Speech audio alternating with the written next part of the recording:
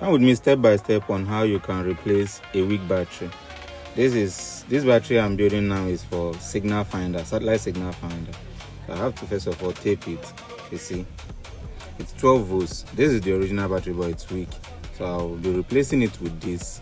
First of all, I put my soldering lead. That will make it easy for me. Then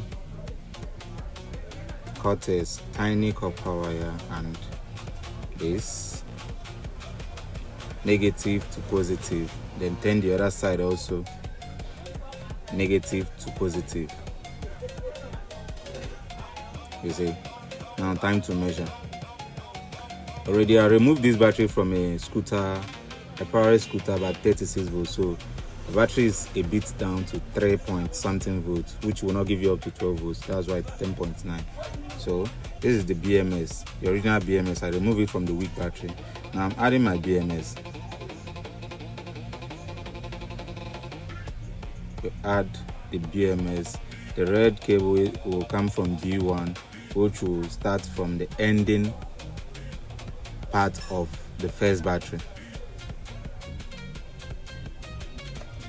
After that,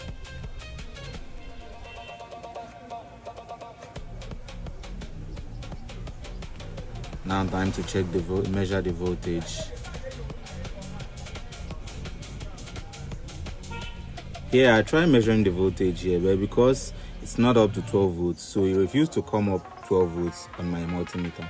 So what I do next is bring in the machine itself, fix it on the machine, plug the charger on the machine and let it charge for just 2 to 3 minutes, and it's back to 12 volts.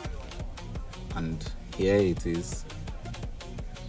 Our replacement is working perfectly. So we'll push it in, close it, and here our signal finder is back to life and the battery is much stronger now. Please, if this is your first time coming across a video, like, share and subscribe. Check my channel for more tips. There are things you can do by yourself.